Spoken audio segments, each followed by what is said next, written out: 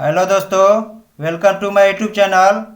जिसमें मैं आज आपके लिए लेकर आया हूँ जो बिहार एसआई का टेस्ट सीरीज हमारा चल रहा है, उसका सेट नंबर 21 लेकर आया हूँ। और इससे पहले और कुछ सेट हो गया है, उसका भी वीडियो देख लीजिएगा। और इसका जो पीडीएफ है आपको टेलीग्राम पर मिल जाएगा, और टेलीग्राम का जो लिंक है वो आपको वीडियो के डिस्क्रिप्शन में मिलेगा। और आप लोग एक छोटा सा हेल्प कर दीजिए, क्योंकि आप लोग वीडियो देखते हैं और चैनल को सब्सक्राइब नहीं करते हैं। एक हेल्प छोटा मुझे कर दीजिए। और एक रिक्वेस्ट है कि वीडियो को शेयर करिए, ताकि और जो हमारे साथी है तैयारी करने वाले बिहार एसआई दरोगा के लिए, उन तक ये छोटा सा हेल्प मेरा एक पहुंच सके। तो आइए देखते हैं हम कि आगे का क्वेश्चन क्या है। क्वेश्चन है कि कलहल ने राज तरंगिणी की रचना कब की थी। तो कलहल ने राज तरंगिणी की रचना इन्होंने 12वीं शताब्दी में की थी। कब? 12वीं शताब्दी में। तो 12वीं शताब्दी कब? तो 1149 ईस्वी में। कब? 1149 ईस्वी में। जैसे हम लोग का कौन सा वर्ष चल रहा है? तो 2023 चल रहा है। 2023 तो 2023 वर्ष है, लेकिन शताब्दी पूछेगा तो ये 21वीं शताब्दी है। और जो कलहल है, इनका जो राज तरंगिणी ये पुस्तक है, इसमें किसके बारे में चर्चा है?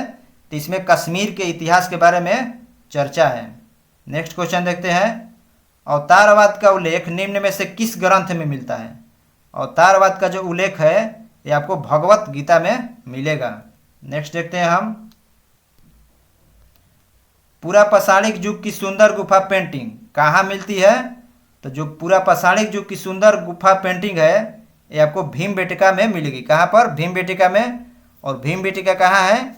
तो भीमबेटका आपको मध्य प्रदेश में है। कहाँ पर? मध्य प्रदेश में स्थित है भीमबेटका। और आग का जो आविष्कार हुआ था वो कहाँ कब हुआ था? तो आग का आविष्कार आपको पूरा पाषाण काल में ही हुआ था।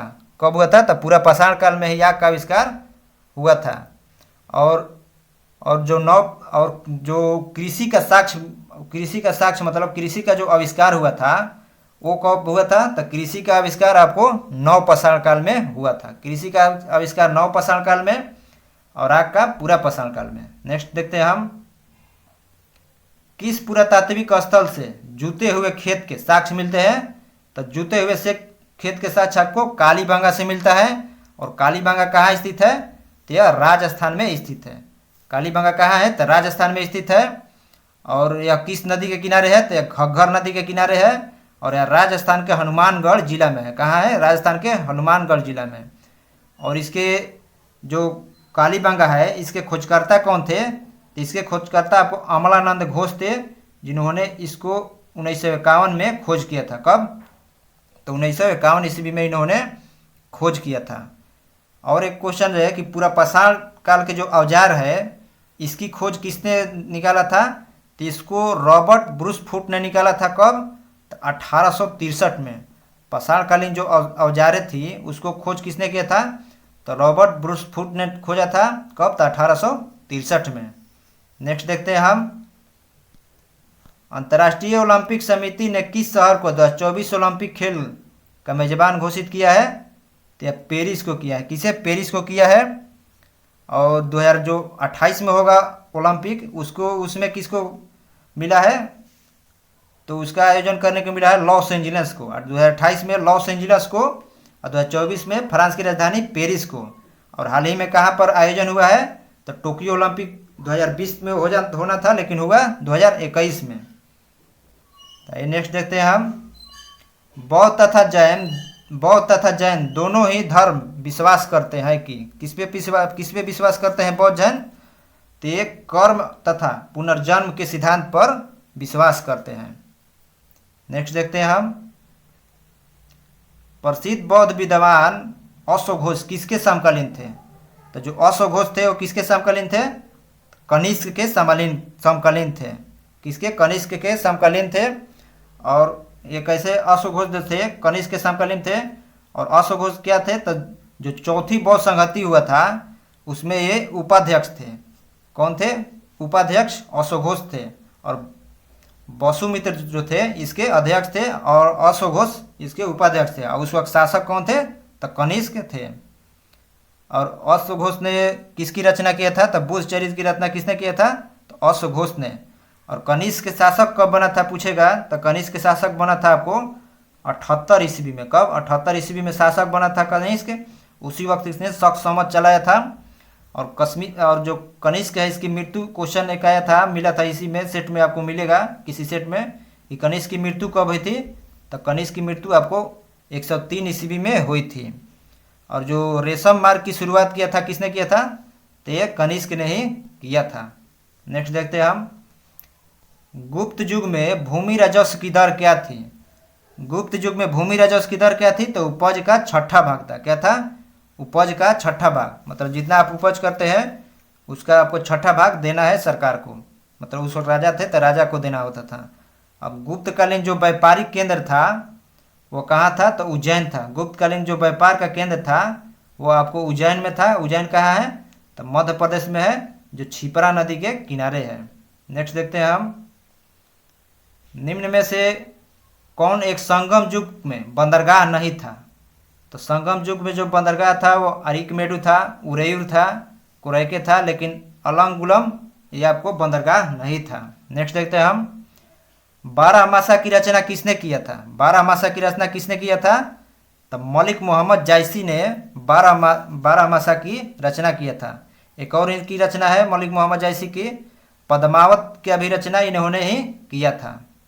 नेक्स्ट देखते हैं हम, नीचे दिए गए भक्ति संतों का सही कालानुक्रम कौन सा है।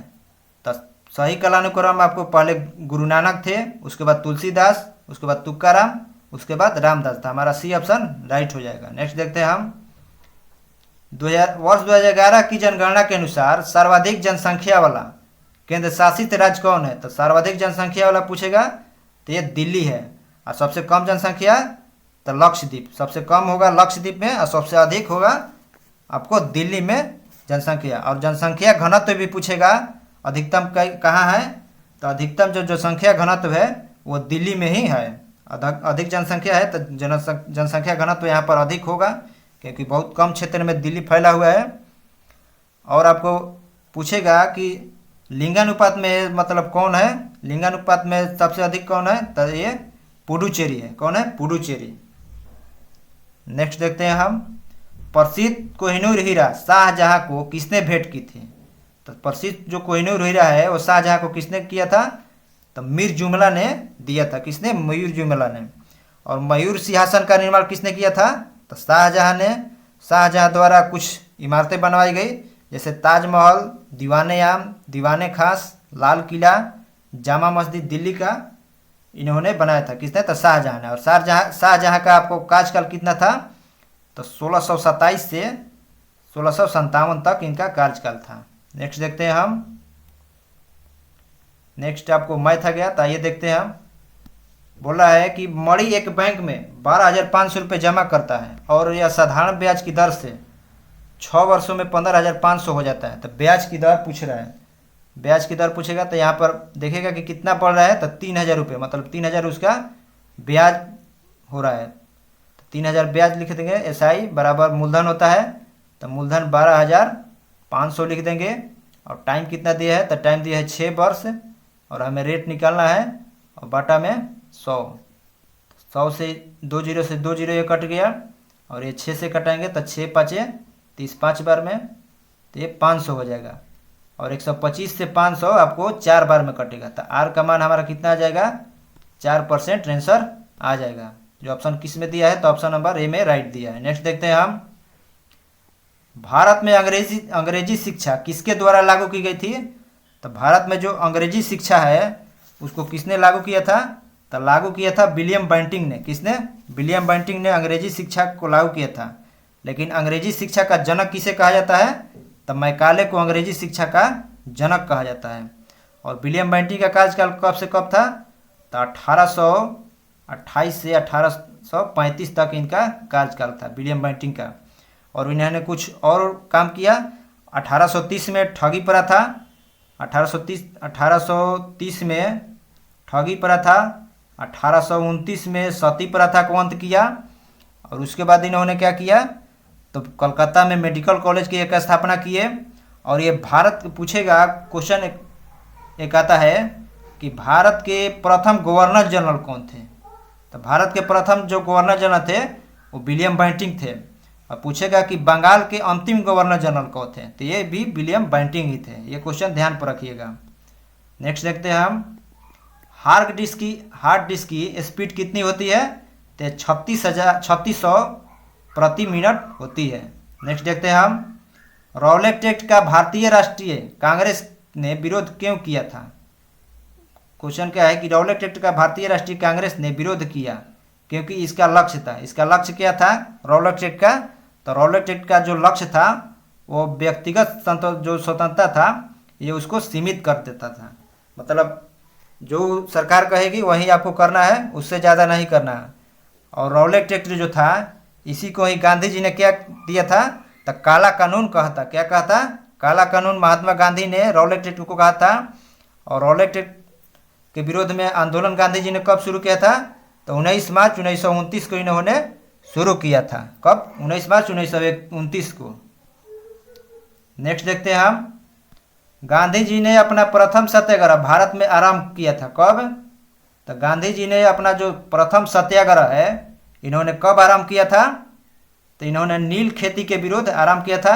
कब, तो 1917 में चंपारण बिहार में इन्होंने किया था। और इन्हें जो मतलब सत्याग्रह को शुरुआत करने के लिए किसने इनको आमंत्रित किया था, तो राजकुमार जो शुक्ल थे इनको मतलब गांधी जी को आमंत्रित किए थे। कौन, तो राजकुमार शुक्ल। और कब तक जो आपको लखनऊ अधिवेशन 1916 हो रहा था कांग्रेस का, उसी में इनको राजकुमार शुक्ल ने आमंत्रित किया था। और जो गांधी जी नील खेती के विरोध जो आपको आंदोलन चला रहे थे सत्याग्रह, तो इसका विरोध किसने किया था, किस भारतीय ने विरोध किया था, तो एक एनजी रंगा है। कौन है, एनजी रंगा है, जो कहाँ के हैं, तो दक्षिण के किसान नेता थे जिन्होंने गांधी जी का विरोध किया था। और नील जो खेती होता था इसमें क्या होता था कि आपको जो 20 कट्ठा खेत है, तो 20 कट्ठा खेत में आपको 3 कट्ठा आपको नील की खेती करना है। नेक्स्ट देखते हैं हम अंतरिम सरकार के संदर्भ में क्या है क्वेश्चन, कि अंतरिम सरकार के संदर्भ में निम्नलिखित कथनों पर गौर करें। तो अंतरिम सरकार वास्तव में वायसराय की कार्यकारिणी परिषद थी जिसका अध्यक्ष वायसराय था, तो सही है। प्रधानमंत्री जवाहरलाल नेहरू उपयुक्त कार्यकारिणी परिषद के उपाध्यक्ष थे, तो ये भी सही है। उपयुक्त सरकार में रेलवे मंत्री मतलब आसफ अली थे, रक्षा मंत्री बलदेव सिंह थे, वित्त मंत्री लियाकत अली खां थे, गृह मंत्री सरदार वल्लभ भाई पटेल थे, और एक कृषि मंत्री कौन थे, तो आपको राजेंद्र प्रसाद थे। तो ये भी सही है, मतलब हमारा जो ऑप्शन सी है इसका राइट हो जाएगा।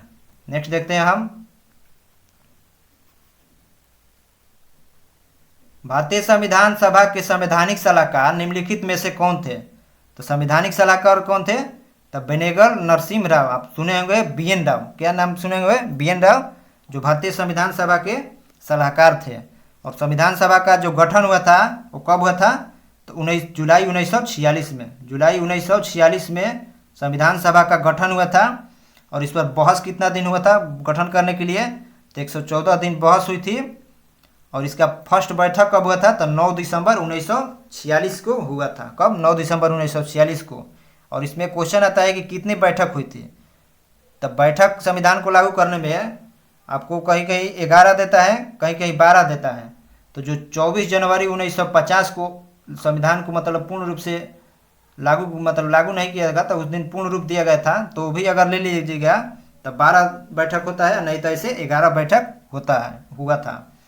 और जो अंतिम बैठक यही था 24 जनवरी 1950 का। और जो उद्देश्य प्रस्ताव था संविधान सभा में, यह किसने पेश किया था, तो उद्देश्य प्रस्ताव आपको जवाहरलाल नेहरू ने पेश किया था। कब तक, 13 दिसंबर 1946 को उद्देश्य प्रस्ताव जवाहरलाल नेहरू ने पेश किया था। कब तक, 13 दिसंबर 1946 को। और एक क्वेश्चन आता है कि जो संविधान सभा है, संविधान सभा का विचार किस पार्टी ने दिया था, तो संविधान सभा के विचार सर्वप्रथम स्वराज पार्टी ने दिया था। नेक्स्ट देखते हैं हम, नेक्स्ट मैथ आ गया, ये देखते हैं। बोल रहा है कि 20,000 रुपये पर 2 वर्षों में प्राप्त साधारण ब्याज और चक्रवृद्धि ब्याज का अंतर 800 रुपये है, तो ब्याज की वार्षिक दर क्या हुई। तो एक फार्मूला होता है 2 वर्ष के लिए PR²। अब R² आ गया, तो R क्या होता है परसेंटेज में, तो R² है, तो नीचे 2 को 100 से गुना करना है। क्योंकि 2r है तो 200 होगा, और बराबर जो अंतर दिया होता है वो होता है। तो अंतर हमारा कितना दिया है, 800 दिया है। तो अंतर को अभी नहीं लिखेंगे, ये फार्मूला अंतर बराबर मतलब इतना होता है। तो हमारा मूलधन कितना दिया है, मूलधन दिया है 20,000।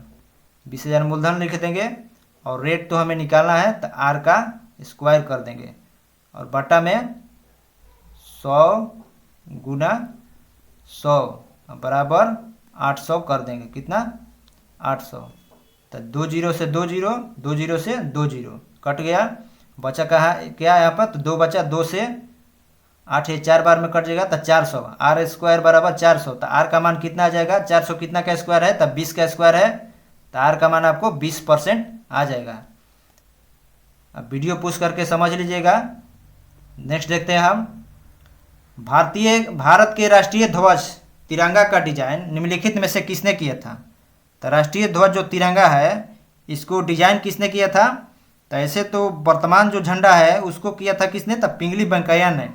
किसने किया था, पिंगली वेंकैया ने। लेकिन उनसे पहले किसने किया था, तब मैडम भिखाजी कामा ने जो झंडा का डिजाइन किया था। और इन्होंने 1907 में झंडा का डिजाइन तैयार करके 1907 में जर्मनी के स्टुअर्टगार्ड में इन्होंने झंडा फहराया था। कब तक, 1907 में। और जो झंडा का वर्तमान झंडा की लंबाई और चौड़ाई का अनुपात पूछेगा कितना होता है, तो 3:2 होता है। ये ध्यान रखिएगा कि लंबाई चौड़ाई का, अगर चौड़ाई लंबाई पूछेगा तो 2:3 होगा। और इसमें ऑप्शन में दिया है एक हंसा मेहता। हंसा मेहता कौन थी, तो एक गीत सुने होंगे आप, झंडा ऊंचा रहे हमारा, झंडा ऊंचा रहे हमारा, एक इसको किसने गया था, सॉरी, ये झंडा जो ऊंचा रहे हमारा इसको किसने गया था, तो इसको श्यामलाल ने गया था। किसने, इसको श्यामलाल ने गया था। और जो हंसा मेहता थी इन्होंने झंडा को संविधान सभा में पेश किया था। संविधान जो झंडा है इसको बनाया था मैडम भिखाजी कामा ने, और झंडा को पेश किसने किया था, ते हंसा मेहता ने किया था। और भारत के वर्तमान जो सरकार है, वर्तमान नहीं मतलब जो अभी सरकार है, अभी नहीं कुछ साल पहले, तो भारत की जो सरकार है उसने किस एक्ट के तहत सभी नागरिकों को मतलब अपने प्राइवेट संस्थानों में झंडा फहराने की स्वतंत्रता दिया है, तो 2002 के एक्ट के तहत। कब, 2002 में इसको लागू किया गया था कि मतलब कोई भी व्यक्ति अपने प्राइवेट संस्था या अपने घर पर झंडा फहरा सकता है। नेक्स्ट देखते हैं हम, किसान क्रेडिट कार्ड किसने जारी किया था। किसान क्रेडिट कार्ड किसने जारी किया था, तो जो किसान क्रेडिट कार्ड है इसको जारी करने वाले कौन थे, तो इसको मतलब क्वेश्चन क्या है कि किसान क्रेडिट कार्ड किसे जारी किया जाता है, तो आपको सभी प्रकार के कृषि को, बड़े लघु एवं सीमांत को दिया जाता है, तो ये सही है। और क्या है कि पशुपालन करने वाले को दिया जाता है, तो ये भी सही है। मत्स्य पालन से जुड़े व्यक्तियों को दिया जाता है, तो ये भी सही है। तो हमारा जो ऑप्शन है उपयुक्त सभी सही हो जाएगा, तो ऑप्शन नंबर डी राइट है। नेक्स्ट देखते हैं हम, राज्य के नीति निर्देशक सिद्धांत को भारतीय संविधान में शामिल किए जाने का उद्देश्य क्या है। तो भारतीय संविधान में शामिल करने का जो उद्देश्य है वो क्या है, तो वो है आपको जो है आंसर हो जाएगा इसका डी, सामाजिक एवं आर्थिक प्रजातंत्र की स्थापना करना इसका उद्देश्य था। और जो नीति निर्देशक सिद्धांत है यह किस भाग में है, तो भाग 4 में है। और आर्टिकल कब से कब, तो 36 से 51 आर्टिकल में है। और नीति निर्देशक जो सिद्धांत है भारत में कहाँ से लिया गया है, तो आयरलैंड के संविधान से लिया गया है। और जो ये नीति निर्देशक सिद्धांत है ये न्यायालय में बाध्य योग नहीं है, और जो मूल अधिकार होता है वो बाध्य योग होता है, लेकिन ये बाध्य योग नहीं है। और जो ये नीति निर्देशक सिद्धांत है इसको आयरलैंड ने कहाँ से लिया था, आयरलैंड ने लिया था स्पेन से। कहाँ से, स्पेन से लिया था, और हम लोगों ने आयरलैंड से लिया है।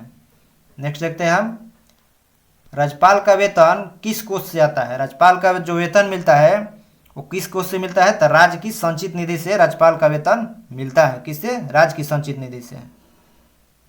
और राज्यपाल की जो नियुक्ति है वो किस आर्टिकल में है, तो 155 में है, जिसको नियुक्ति कौन करते हैं, तो और आपको राष्ट्रपति नियुक्ति करते हैं। और प्रत्येक राज्य में एक राज्यपाल होगा, यह किस अनुच्छेद में है, तो 153 में है। और जो 164 अनुच्छेद है उसके तहत जो राज्यपाल होते हैं वो विधानमंडल के अंग होते हैं। नेक्स्ट देखते हैं हम, प्रथम संविधान संशोधन अधिनियम 1951 संबंधित है। तो प्रथम संविधान जो संशोधन अधिनियम है 1951, यह कुछ राज्यों के कृषि भूमि सुधारों से संबंधित है। यह 9, इसके तहत ही आपको जो अनुसूची की संख्या 12 है, पहले 8 थी, जिसमें 9वीं जो अनुसूची जोड़ी गई ये इसी के तहत ही जोड़ी गई। कब? तो प्रथम संविधान संशोधन 1951 में। और एक क्वेश्चन आता है कि जमींदारी जो उन्मूलन है वो किस अनुसूची में है? जमींदारी उन्मूलन किस अनुसूची में है? तो अनुसूची 9 में है। किसमें? अनुसूची 9 में है। नेक्स्ट देखते हैं हम, निम्न में से किस तिथि को विश्व पुस्तक एवं कॉपीराइट डे मनाया जाता है? तब विश्व पुस्तक और कॉपीराइट डे जो मनाया जाता है वो आपको किस दिन मनाया जाता है? तो आपको 23 अप्रैल को मनाया जाता है। और 20 अप्रैल को पृथ्वी दिवस और 25 अप्रैल को मलेरिया दिवस मनाया जाता है। नेक्स्ट क्या है, निम्न में से किस ग्रह का व्यास पृथ्वी के व्यास से अधिक है? तो बृहस्पति का है। किसका? बृहस्पति का है। और बृहस्पति का सबसे बड़ा उपग्रह कौन सा है? तो गैनीमीड है। नेक्स्ट देखते हैं हम, डेटम रेखा क्या है? डेटम रेखा क्या है? तो डेटम रेखा जो है यह समुद्र तल की क्षैतिज रेखा जिससे ऊंचाई तथा गहराई को मापा जाता है, इसी को डेटम रेखा कहा जाता है। नेक्स्ट देखते हैं हम, निम्नलिखित में से यह फसल कौन सी है जो जलोढ़ मिट्टी में उगती है और जिसके लिए प्रचुर मात्रा में पानी की आवश्यकता होती है? तो ये चावल है। ऐसे तो पानी की आवश्यकता अधिक चाय की भी होती है, लेकिन चाय में पानी की जमाव नहीं होना चाहिए, पानी बह जाना चाहिए। तो हमारा जो ऑप्शन है ऑप्शन बी राइट हो जाएगा। नेक्स्ट देखते हैं हम, पाइराइट नामक खनिज विश्व के एकमात्र देश में पाया जाता है, वह देश निम्नलिखित में से कौन है? तो वह देश हमारा देश भारत है। पाइराइट का सूत्र क्या होता है? तो कॉपर का अयस्क है, CuFeS2 होता है, CuFeS2 होता है। और यह सबसे अधिक कहाँ पाया जाता है? तो यह सबसे अधिक बिहार में पाया जाता है। नेक्स्ट देखते हैं हम, स्वेज नहर किन 2 सागरों को जोड़ती है? स्वेज नहर किन 2 सागरों को जोड़ती है? तो यह भूमध्य सागर एवं लाल सागर को जोड़ती है। तो ऑप्शन नंबर सी जो है हमारा राइट हो जाएगा। और स्वेज नहर का निर्माण कार्य कब शुरू हुआ था? तो 1854 में शुरू हुआ था और 1869 में यह बनकर मतलब तैयार हुआ। नेक्स्ट देखते हैं हम, निम्न में कौन सा दर्रा श्रीनगर को लेह से जोड़ता है? तो जोजिला दर्रा जो है श्रीनगर को लेह से जोड़ता है। नेक्स्ट देखते हैं हम, निम्नलिखित कथनों में से कौन सा कथन सही नहीं है? कौन जो कथन है इसमें सही नहीं है? तो कांडला एक ज्वारीय बंदरगाह है, तो सही है। कोची बंदरगाह एक समुद्र तल के प्रवेश द्वार पर स्थित है, तो भी सही है। चेन्नई एक प्राकृतिक बंदरगाह है, तो नहीं, चेन्नई जो है प्राकृतिक नहीं है, चेन्नई जो है कृत्रिम बंदरगाह है। तो इसीलिए ऑप्शन जो हमारा सी है वो राइट हो जाएगा। डी में क्या दिया है? विशाखापट्टनम भारत का सबसे गहरा स्थल बंदरगाह है, तो ये सही है। नेक्स्ट देखते हैं हम, भारत में निम्नलिखित क्षेत्रों में से कौन सा कपास का अधिक मात्रा में उत्पादन करता है? तो कपास का जो अधिक मात्रा में उत्पादन करता है वह है पश्चिमोत्तर पश्चिम एवं दक्षिण भारत है। नेक्स्ट देखते हैं हम, देश का पहला लौह इस्पात कारखाना कहाँ स्थापित हुआ था? तो पहला लौह इस्पात जो कारखाना है आपको कुल्टी में स्थापित हुआ था। कब? तो 1874 में। 1874 में कुल्टी बंगाल में स्थापित हुआ था। नेक्स्ट देखते हैं हम, रूस में कौन सी अर्थव्यवस्था प्रचलित है? रूस में आपको साम्यवादी है। क्या है? साम्यवादी है। और भारत में मिश्रित है। साम्यवादी में क्या होता है कि जो भी मतलब बड़ी बड़ी संस्था होगी उस पर किसका नियंत्रण होगा? तो उस पर सरकार का नियंत्रण होगा, मतलब वो एक तरफ से मानिए कि सरकार ही है। नेक्स्ट देखते हैं हम, कंप्यूटर का नियंत्रक भाग क्या कहलाता है?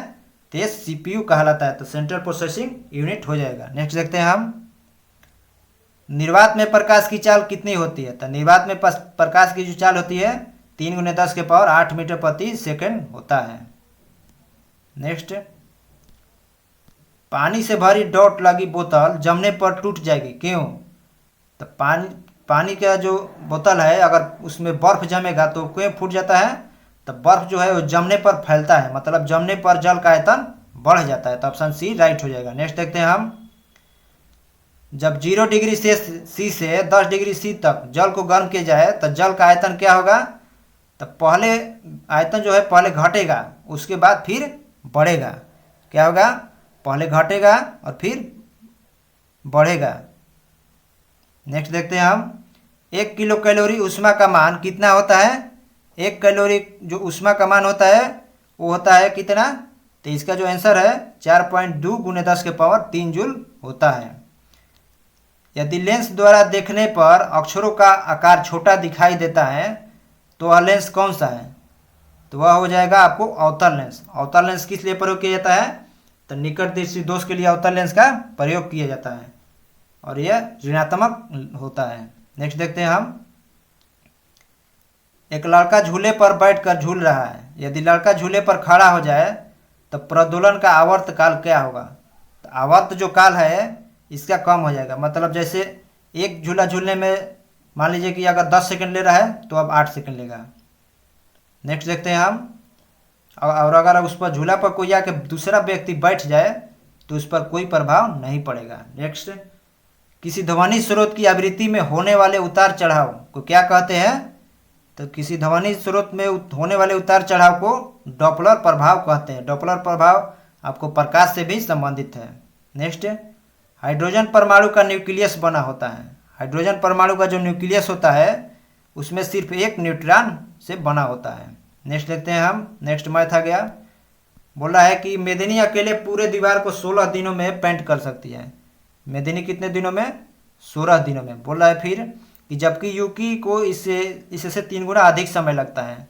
यदि वे मिलकर काम करते हैं तो वे कितने दिनों में आधी दीवार पेंट कर देते हैं, तो यूकी जो है इससे 3 गुना मतलब 48 दिन समय ले रही है। तो इसका एलसीएम लेंगे तो एलसीएम कितना आ जाएगा, 48 आ जाएगा। इसका इफिशियंसी 3 आ गया और इसका 1 है। और बोल रहा है कि आधा जो दीवार है इसको बनाने में, तो आधा दीवार इसका कितना हो जाएगा, 24 हो जाएगा। अब दोनों मिलकर क्षमता कितना हो गया, 4 हो गया। तो 4 से कटाएंगे तो 6 दिनों में कर देंगे। तो 6 ऑप्शन किस में है, तो ऑप्शन नंबर बी में राइट है। नेक्स्ट देखते हैं हम, नेक्स्ट क्वेश्चन थोड़ा लंबा है, हम हिंट कर दे रहे हैं, समझिएगा। बोल रहा है कि एक व्यक्ति 3 लाख में एक ज़मीन खरीदता है और 25% उसका मतलब 25% हिस्सा 25% हानि पर और 40% हिस्सा 25% के लाभ पर बेचता है। तो कुल लाभ जो होता है उसे 15% का लाभ होता है। तो उसे बाकी बचे भूखंड को कितने में बेचना होगा, तो पहले तो हम 3 लाख का 15% अगर निकालिएगा तो 3 पर कितना हो जाएगा, 0। तो 3 पर जो 0 होगा वो आपको 5 0 होगा। कितना, 5 0, 3 लाख हो गया। और इसका 15% अगर लाभ निकालिएगा तो इसका जो आएगा कितना आ जाएगा, तब 345 आ जाएगा। मतलब 3,45,000, उसे 45,000 रुपये का मुनाफा हो रहा है 15% लाभ पर बेचने पर। फिर बोल रहा है कि 25% हिस्सा 25% हानि पर, तो 3 लाख का 25% कितना होगा, तो 3 लाख का 25% आपको 75,000 होगा। आप बनाइएगा, मैं थोड़ा थोड़ा हिंट कर दे रहा हूँ। और इसको 25% के हानि पर, तो फिर 75 और 100, इसको अगर सॉल्व करिएगा तो सॉल्व करने के बाद कितना आएगा, तो आएगा आपको 56,250 आएगा। कितना, 56,250 आएगा। उसके बाद फिर बोल रहा है कि उसका जो 40% हिस्सा है उसको 25% के लाभ पर, तो 40 अगर 3 लाख का निकालिएगा तो 1,20,000 आएगा। कितना, 1,20,000 आएगा। इसको 25% के लाभ पर, तो 25% का लाभ मतलब 5/4। इसको अगर कटाइएगा तो ये आएगा आपको 1,50,000 आएगा। कितना, 1,50,000 आएगा। अगर ये सभी को आप जोड़ देते हैं तो कितना आ जाएगा, तो 2,06,250 आएगा। 2,06,250 है। और इसी का अंतर निकालिएगा तो अंतर जो आएगा आपको 1,38,750 रुपये आएगा। जो शेष भूमि है उसको वो कितना में बेचेगा, तो 1,38,750 रुपये में बेचेगा। वीडियो पुश करके समझ लीजिएगा। नेक्स्ट देखते हैं हम, रेयॉन रासायनिक दृष्टि से क्या है। रेयॉन जो है वो रासायनिक दृष्टि से क्या है, तो रेयॉन रासायनिक दृष्टि से ये आपको सेलुलोज है। क्या है, सेलुलोज है रेयॉन। नेक्स्ट देखते हैं हम, निम्न में से कौन सा तिलचट्टा की जीभ बनता है। तिलचट्टा की जो जीभ बनता है वो किससे बना होता है, तो तिलचट्टा की जो जीभ है वो आपको होपोफेरिक से बना होता है। किससे बना होता है, तो होपोफेरिक से तिलचट्टा का जीभ आपको बना होता है। और जो चींटी होती है, चींटी में कौन सा अम्ल पाया जाता है, तो आपको फॉर्मिक अम्ल पाया जाता है। और ये जो तिलचट्टा है यह किस संघ में आता है, तो यह आर्थ्रोपोडा संघ में आता है। नेक्स्ट देखते हैं हम, एक चींटी के चारों ओर एक चींटी चारों ओर की वस्तुएं देख सकती है क्योंकि इसमें उपस्थित रहता है। तो यौगिक आंखें इसमें उपस्थित रहता है। नेक्स्ट क्वेश्चन मैथ आ गया, इसको भी हम हिंट कर दे रहे हैं। बोला है कि एक किशन एक निश्चित गति से 96 किलोमीटर की दूरी साइकिल से तय की। यदि वह 4 किलोमीटर धीमे चलता है, जैसे 4 किलोमीटर प्रति घंटा धीमे साइकिल चलाता है, तो उसे गंतव्य स्थान पर पहुंचने में 2 घंटे का अतिरिक्त समय लगता है। तो जिस पर किशन ने वास्तव में साइकिल चलाई वो क्या है? तो कुछ नहीं करना है, 96 लिख देना है और 4 किलोमीटर धीमे कर रहा है ना, x माइनस 4 माइनस 96/x बराबर 2। बस इतना करके आप सॉल्व करिएगा तो द्विघात समीकरण बनेगा। उसको बनाने के बाद आपका आंसर आपको 16 आ जाएगा। मैं हिंट कर दिया हूँ, उसके बाद बना लीजिएगा। नेक्स्ट देखते हैं हम, संघ लोक सेवा आयोग या राज्य लोक सेवा आयोग का गठन किस अनुच्छेद में है? तो इसका गठन आपको अनुच्छेद 315 में है। और यह किस भाग में है संघ लोक सेवा आयोग? तो भाग 14 में संघ लोक सेवा आयोग के बारे में चर्चा है। अनुच्छेद कब से कब तक? तो 315 से 323 तक आपको लोक सेवा आयोग के बारे में चर्चा है। और जो लोक सेवा आयोग है इसका स्थापना कब हुआ था? तो 1919 के अधिनियम के तहत हुआ था। ली कमीशन के सिफारिश पर 1 अक्टूबर 1946 को इसका स्थापना हुआ था। और इसके अध्यक्ष की नियुक्ति कौन करते हैं? तो राष्ट्रपति इसके अध्यक्ष की नियुक्ति करते हैं। नेक्स्ट देखते हैं हम, भारत में पंचायतों की वित्तीय अवस्था का मूल्यांकन करने हेतु वित्त आयोग का गठन का प्राधिकार किसको प्राप्त है? तो ये राज्य के गवर्नर को प्राप्त है। किसे? राज्य के गवर्नर को प्राप्त है। नेक्स्ट देखते हैं हम, निम्न में से किस नदी का उद्गम भूमध्य रेखा के समीप होता है? तो भूमध्य रेखा के जो समीप होता है यह नील नदी का उद्गम होता है। और यह नील नदी का उद्गम भूमध्य रेखा के समीप होता है। और यह कहाँ से इसका उद्गम होता है? तब इसका उद्गम विक्टोरिया झील से होता है। कहाँ से? विक्टोरिया झील से होता है। और विश्व की सबसे लंबी नदी नील नदी ही है, जिसे क्या कहा जाता है? तो इसे मिस्र का वरदान भी कहा जाता है। नेक्स्ट देखते हैं हम, दस्त ए लूट अवस्थित है। दस्त ए लूट जो है यह कहाँ अवस्थित है? तो यह ईरान में अवस्थित है।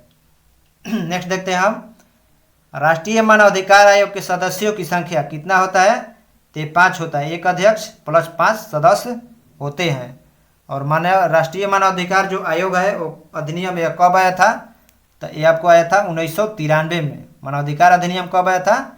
1993 में आया था। और इसके जो अध्यक्ष हैं उनका कार्यकाल कितना होता है? तो 3 वर्ष या 70 वर्ष उनकी आयु होता है। नेक्स्ट क्या है, मौलिक अधिकार क्या है? मौलिक अधिकार क्या है? तो ये वाद युग है। मौलिक अधिकार जो है यह वाद युग है। और जो नीति निदेशक सिद्धांत होता है वह अवाद युग होता है। क्या? अवाद युग होता है। मौलिक अधिकार जो है यह किस भाग में है? तो भाग 3 में है। और किस अनुच्छेद में है? तो अनुच्छेद 12 से 35 तक आपको मौलिक अधिकार है। और मौलिक अधिकार को ही भारत के संविधान का मैग्ना कार्टा कहा जाता है। और मौलिक अधिकार कहाँ से लिया गया है? किस देश से? तो अमेरिका से लिया गया है। नेक्स्ट देखते हैं हम, लोकपाल संस्था के सृजन की अनुशंसा सर्वप्रथम किसके द्वारा की गई थी? तो लोकपाल संस्था के सृजन की अनुशंसा आपको प्रशासनिक सुधार आयोग के द्वारा ली गई थी। और यह जो है कब ली गई थी? तो यह के.एम. मुंशी के द्वारा 1960 में ली गई थी। और प्रथम जो प्रशासनिक सुधार आयोग है यह कब आया था? तो इसका शिलान्यास मतलब यह आया था 1966 में। और लेकिन संसद में कब आया था? तो संसद द्वारा इसको 1968 में संसद में लाया गया था। और उसके बाद ये पास हो गया आपको। प्रथम जो लोकपाल बने हैं वो हाल ही में बने हैं। कौन बने हैं? तो पिनाकी चंद्र घोष बने हैं। कौन? पिनाकी चंद्र घोष बने हैं। नेक्स्ट देखते हैं हम, निम्न में कौन सा भारतीय क्षेत्र भूटान के साथ सीमा नहीं बनाता है? तो बिहार जो है भूटान के साथ सीमा नहीं बनाता है। भूटान के साथ हमारे देश की कितना सीमा लगता है? तो 699 किलोमीटर लगता है। और भूटान के साथ कौन से राज्य सीमा साझा करता है? तो एक सिक्किम है, एक पश्चिम बंगाल है, एक असम है और एक अरुणाचल प्रदेश में। तो 4 जो राज्य है भूटान के साथ सीमा साझा करते हैं। भूटान को क्या कहा जाता है? तो लैंड ऑफ थंडरबोल्ट भूटान को कहा जाता है। नेक्स्ट देखते हैं हम, भारत में बेरोजगारी से संबंधित मुद्दों का अध्ययन किया जाता है। तो भारत में बेरोजगारी से संबंधित मुद्दों का जो अध्ययन है समष्टि स्तर पर किया जाता है। नेक्स्ट, नरेगा का नाम मनरेगा कब किया गया था? तो 2 अक्टूबर 2009 को किया गया था। इससे पहले एक सेट में आपको एक क्वेश्चन मिल जाएगा, और इससे पहले इसको नरेगा के नाम से जाना जाता था। नरेगा 2006 में आया था, और मनरेगा उसी को मनरेगा मतलब महात्मा गांधी नरेगा हो गया तो 2 अक्टूबर 2009 से। नेक्स्ट, मौद्रिक नीति का निर्माण भारत में कौन करता है? तो मौद्रिक नीति का निर्माण जो करता है भारत का जो केंद्रीय बैंक है आरबीआई वही करता है। और आरबीआई की स्थापना कब हुआ था? तो आरबीआई की स्थापना आपको यंग हिल्टन कमेटी या इसी को ही शाही आयोग कहा जाता है, इसी के सिफारिश पर 1935 में आपको आरबीआई की स्थापना हुआ था। कब? 1935 में। उस वक्त आरबीआई के पहले गवर्नर कौन बने थे? तो पहले गवर्नर बने थे ओसबॉर्न स्मिथ बने थे। लेकिन पूछेगा कि आरबीआई के पहले भारतीय गवर्नर कौन बने थे? तो वो सीडी देशमुख। कौन? सीडी देशमुख। और आरबीआई का जो राष्ट्रीयकरण हुआ था वो 1949 में इसका राष्ट्रीयकरण हुआ था, और इसे भारत का बैंकों का बैंक कहा जाता है। और आरबीआई के वर्तमान में गवर्नर कौन है? तो वर्तमान में शक्तिकांत दास जी हैं। नेक्स्ट देखते हैं हम, आर.एन. मल्होत्रा कमेटी निम्न में से किससे संबंधित है? आर.एन. मल्होत्रा कमेटी, तो मल्होत्रा तो बीमा क्षेत्र से संबंधित है। नेक्स्ट देखते हैं हम, हिंदू विरोधी दर किसी विरोधी दर से संबंधित है? तो यह राष्ट्रीय आय से संबंधित है, हिंदू विरोधी दर। नेक्स्ट देखते हैं हम, निम्न में कौन सा डीडीटी के संबंध में सत्य है? तो यह एक तीखी गंध इसकी तीखी गंध होती है, तो नहीं। यह एक संपर्क कीटनाशक है, तो ये राइट है। और डीडीटी पर भारत सरकार ने बैन भी लगाया है। नेक्स्ट देखते हैं, निम्नलिखित में से क्या जल से हल्का होता है? तो जल से जो हल्का होता है वो क्या होता है? सोडियम होता है। सोडियम को जल में डालिएगा तो वो तैरने लगेगा और आग लग जाता है। इसीलिए सोडियम को स्टोर करके किस में रखा जाता है? तो इसको किरोसिन में स्टोर करके रखा जाता है।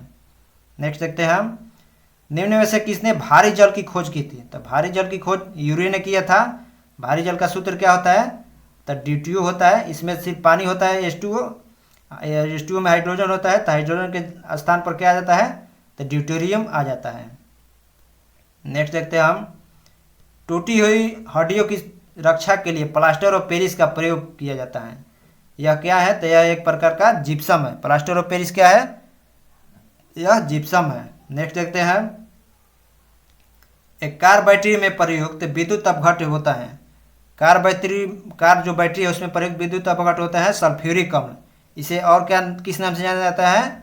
सल्फ्यूरिक अम्ल को ऑयल ऑफ विट्रियोल के नाम से या कशीश का तेल भी कहा जाता है। और इसका जो यौगिक सूत्र होता है H2SO4 होता है। नेक्स्ट देखते हैं हम, एंजाइम मूलतः क्या है? एंजाइम मूलतः क्या है? तो एक प्रकार का एंजाइम जो है यह प्रोटीन है जो 20 एमिनो अम्ल से मिलकर बनता है। और यह जो है प्रोटीन जो हमारा शरीर है, शरीर का 15% भाग प्रोटीन ही होता है। और जो प्रोटीन है इसमें सबसे अधिक क्या पाया जाता है? तो प्रोटीन में सबसे अधिक आपको नाइट्रोजन पाया जाता है। नेक्स्ट देखते हैं हम, शरीर का तापमान नियंत्रित करता है। शरीर का तापमान नियंत्रित कौन करता है? तो यह हाइपोथैलेमस करता है। कौन? हाइपोथैलेमस। नेक्स्ट, यूरिया किस में संश्लेषित होता है? तो यूरिया आपको यकृत में संश्लेषित होता है।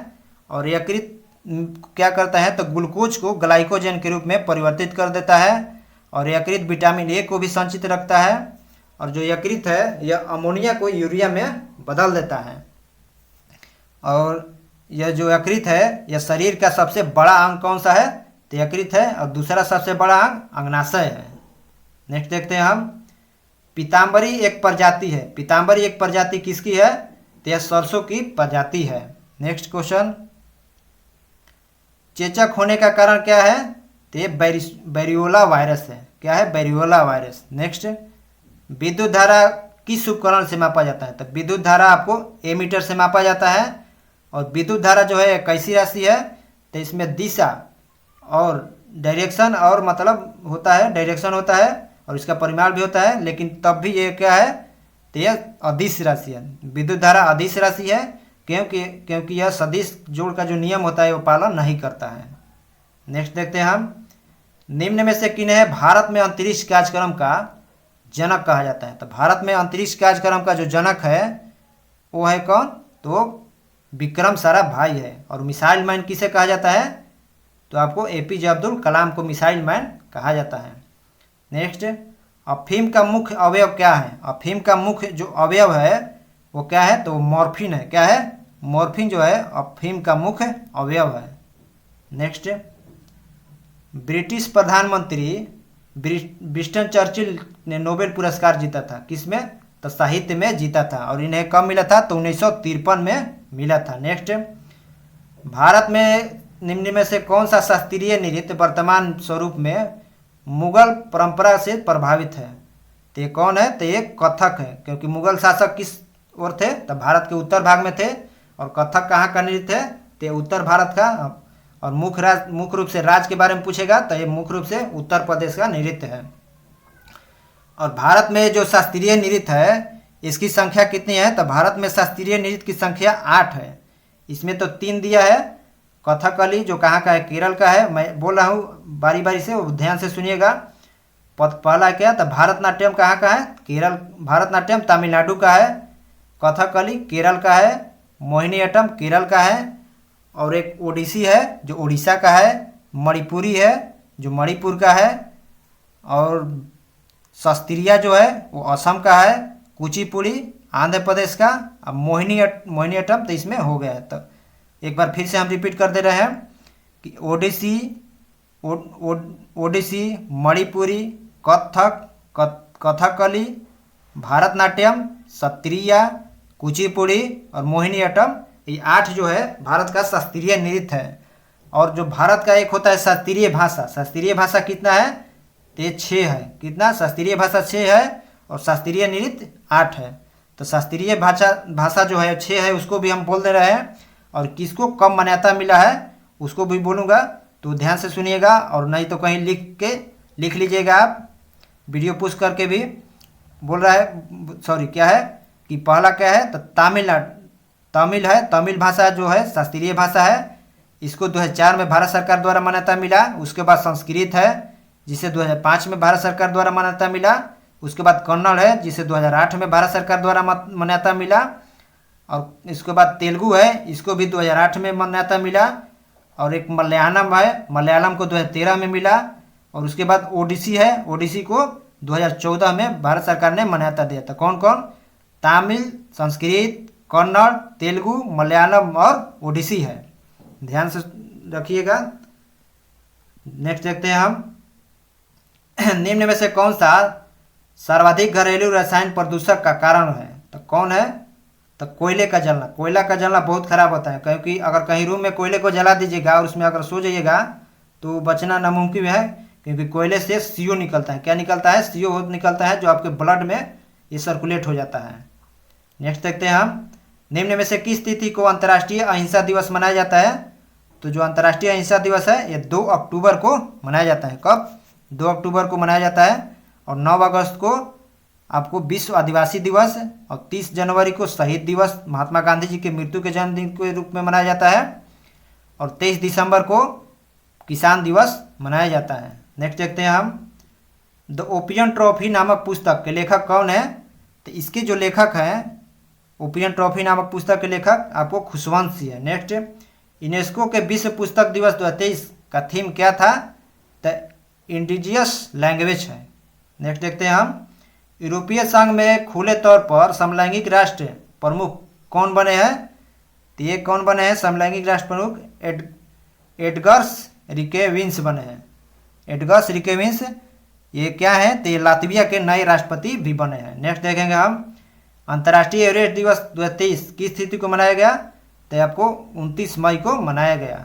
नेक्स्ट देखते हैं हम, लिथुआनिया में भारत का अगला राजदूत किसे नियुक्त किया गया है, तो देवेश उत्तम को नियुक्त किया गया है। नेक्स्ट, जुलाई 2023 में रक्षा मंत्रालय ने भारतीय नौसेना हेतु कितने राफेल लड़ाकू विमान की खरीद को मंजूरी दिया है, तो 26। ये नौसेना के लिए है, उससे पहले जो आया था वो एयरफोर्स के लिए आया था। नेक्स्ट देखते हैं हम, जून 2023 के लिए ICC men's player of the month किसे दिया गया है, तो बनिंदु हसरंगा को दिया गया है। नेक्स्ट, किस राज्य या केंद्रशासित प्रदेश ने मोबाइल दोस्त ऐप लॉन्च किया है? तो जम्मू कश्मीर ने लॉन्च किया है। नेक्स्ट, रक्षा मंत्रालय ने सशस्त्र बलों के सुरक्षित पौष्टिक योजना किस संस्था के साथ समझौता किया है? तो ये फसाई के साथ किया है। और क्वेश्चन है करेंट कि फसाई द्वारा ईट राइट स्टेशन का प्रथम दर्जा किसे मिला है? तब वाराणसी रेलवे स्टेशन को मिला है, क्योंकि वहाँ पर एकदम शुद्ध खाने को बेचाता है स्टेशन पर। नेक्स्ट देखते हैं हम, पैरा एथलेटिक विश्व चैंपियनशिप 2023 में किस भारतीय ने पदक जीता है? तो इसको किस भारतीय ने पदक नहीं जीता है? तब यह विषाद कुमार, यहाँ पर विषाद नहीं होगा, निषाद कुमार है जो पैरा एथलेटिक से संबंधित है, ये हाई जंपर में जीते हैं। नेक्स्ट देखेंगे हम, किस अंतरिक्ष एजेंसी ने CEERS 1019 नामक आकाशगंगा में सबसे दूर सक्रिय सुपरसोनिक ब्लैक होल की पहचान की है? तो ये नासा ने। नेक्स्ट, वैज्ञानिकों ने किस ग्रह पर फॉस्फीन के निर्माण की खोज की? तो ये शुक्र ग्रह पर। नेक्स्ट क्या है, जून 2023 में खबरों में रहा जोहा चावल किस राज्य में पाई जाती है? तो जो जोहा चावल है यह असम का है। कहाँ का है? असम का है। नेक्स्ट देखते हैं हम, किस देश में पुरातत्वविदों ने 4000 साल पुराने अभ्यारण्य का पता लगाया है?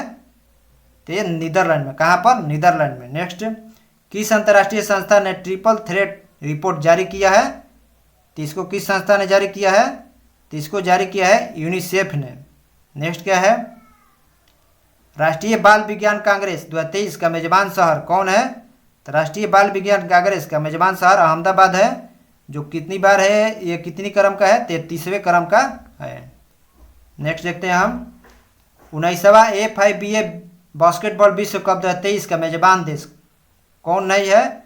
तो इसमें मंगोलिया जो है मेजबान नहीं है। नेक्स्ट देखेंगे हम, चंद्रयान 3 में कितने पेलोड हैं? चंद्रयान 3 में कितने पेलोड है? तो 7 पेलोड है। कितने? 7 पेलोड है। और चंद्रयान 3 को किसके द्वारा लॉन्च किया गया था? LVM-3M4 द्वारा। किसके द्वारा? LVM-3M। नेक्स्ट देखेंगे, नेक्स्ट अब इसमें खत्म हो गया हमारा क्वेश्चन, और इससे आगे का वीडियो आपको आएगा नेक्स्ट डे। थैंक दोस्तों, और आपसे एक रिक्वेस्ट है कि थोड़ा वीडियो को शेयर करिए ताकि और भी हमारे साथी तक पहुंच सके। थैंक्स दोस्तों।